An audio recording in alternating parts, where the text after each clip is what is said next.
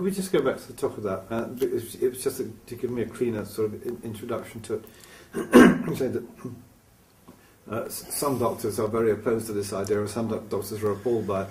Indeed, recently I heard of, and tell me about that. But you believe that is being swept aside by a cultural change driven by technological opportunity. I mean, so if we get to those ideas, that would be... Yes, many doctors apparently do not enjoy the idea that patients will be better educated and that patients will actually come with an agenda supported by modern, up-to-date information from the internet and from elsewhere. Now, my experience is that patients are becoming more empowered by society, by the media, by culture, and they are being more supported by the use of Google and Wikipedia and whatever else they're using. Also, I think, by the newspapers and television, which is showing people taking on different roles in their relationships with doctors.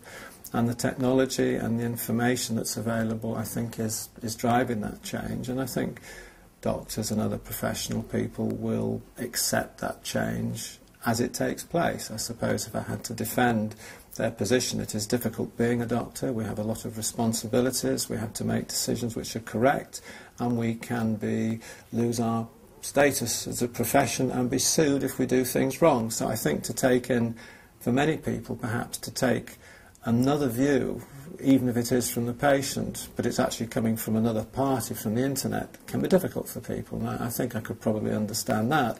And when I was giving some information to the National Information Governance Board about the project that we did for correcting records with patients, I was suggesting that as we make it possible for patients to correct their records, I think we need to actually describe quite clearly what is the comfortable democratic process of disagreeing with a doctor. And I don't think it should be confrontational.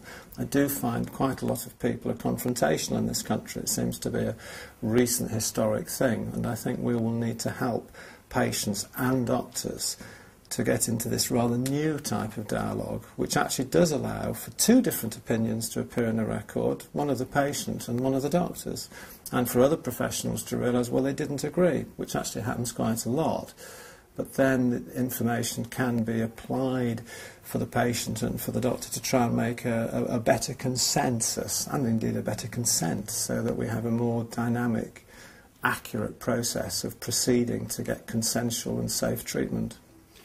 Could you just take us back through, it really comes full circle, doesn't it, to the instance that you quoted earlier, said that, and not all doctors are happy with this. Indeed, you could then relate to us in a small number of words the... Yes, not all doctors by all means are happy with this, and within the last month I was talking to professional information tech... Apologies, I've just got to your frames. Would like to check my focus with you?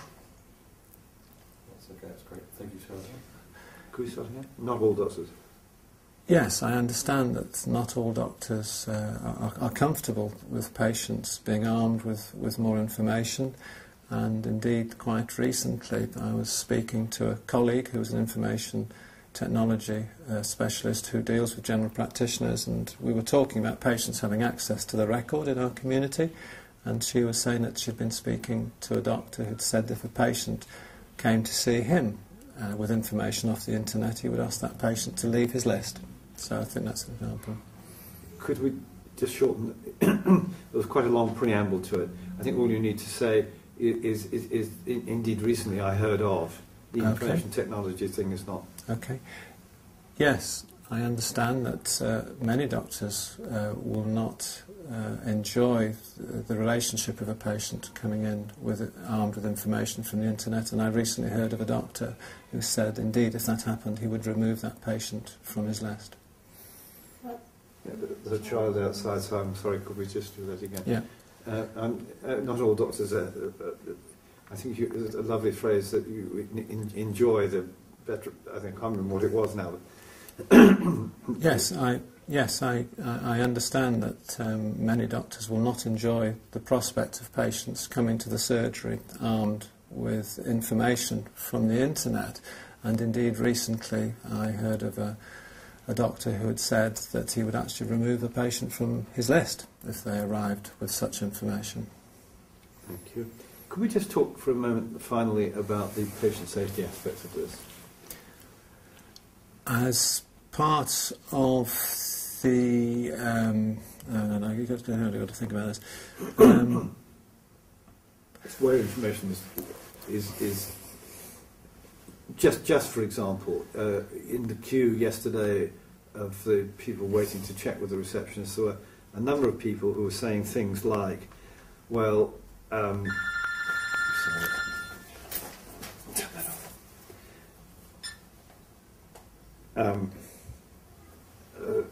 off. Saying things like, well, look, the hospital's telling me to take this dose, and the GP is telling me that, and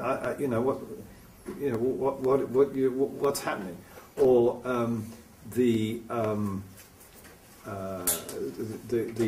letter from the hospital has not arrived, or and so this process of them being informed is, I suspect, is likely to not eliminate, but certainly reduce a lot of that of the hazards of those kinds of interfaces and handovers and those kinds of things, which is where it does seem to us that an awful lot of the harm that occurs in primary care is in that crevasse. Really.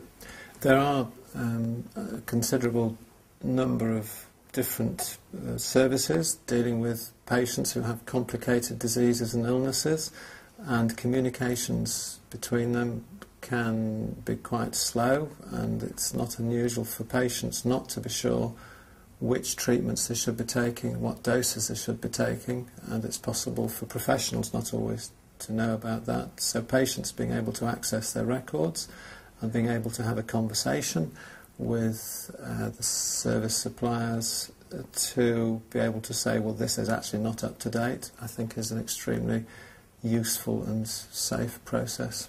Could you perhaps begin by the same thought by saying that access to the record can also greatly increase the safety of patients? Could we say that? Yes. Patients being able to access their records will improve the safety of many parts of the process of care. Accurate prescribing, keeping summaries up to date, making sure that investigations have actually arrived, and making sure that outpatients' appointments have been reported will become more accurate when patients can verify and analyse the accuracy of their own records. Now, I imagine that an objection that some GPs will have is that this is going to take a lot more time. Maybe because dialogue does take time, inevitably. How would you address that? There is evidence that time is actually reduced for doctors. In some studies we're seeing over 20% reduction in consultation rates, reduction in telephone call rates. To give you some examples of how patients can use their records, they may wish to know the results of tests from the hospital or blood tests that have been done. They don't have to ring the receptionist, they don't have to go and see the doctor, they just look for the results in their records. If the doctor can append a comment to say they're normal, they don't need to see the doctor or interfere with the doctor at all. And we think there's going to be a lot of that that's going to be happening. Doctors take time in consultations. Patients only remember 30% of what's been said in a consultation. But if patients can see the results of their tests and their investigations, and if they can use the internet to understand them, when they have a consultation with the doctor, they'll already know most of what's going on, and the consultation moves to a second or third stage higher, that the doctor doesn't have to spend the time in the consultation explaining things or giving them information. They've got it already. Lovely. Thank you very much. Anything you think we've missed? No. Great. No, I wouldn't know what you're looking for, really. Okay, well, no, I really want to